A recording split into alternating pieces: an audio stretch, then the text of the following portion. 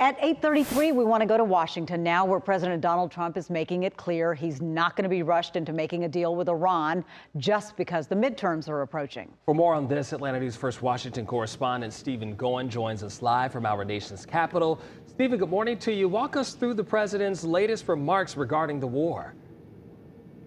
So I want to first start with some developing news from overnight. We are learning that U.S. forces have now launched new strikes against Iran, shooting down multiple drone attacks, also going after a drone launching site. The Iran Revolutionary Guard, they have retaliated by going after an American airbase, but the missile there was also intercepted. All of this happening just a few hours after President Trump made those comments in his cabinet meeting, essentially saying he would not be rushed into a deal with Iran. Trump claiming that Iran's efforts to supposedly wait him out until the midterm elections just would not work.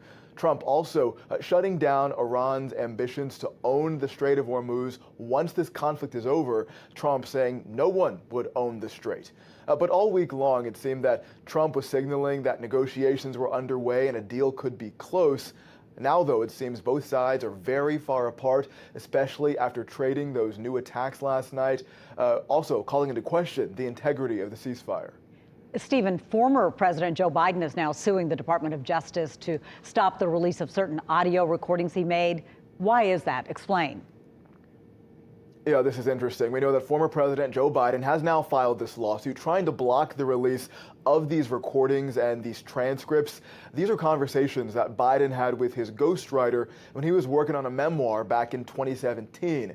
We know that the conservative group, the Heritage Foundation, they filed a Freedom of Information request in 2024, a couple years ago, trying to get their hands on this information. At that time, the DOJ had said that they would not be disclosing any of these files. But now Biden's team says that the DOJ has reversed course.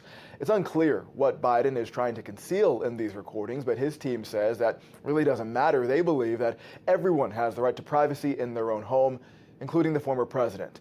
But without a judge intervening here, these files will be released in 2 weeks on June 15th. So we are watching the ticking clock on this. All right, we'll be waiting to see what happens there.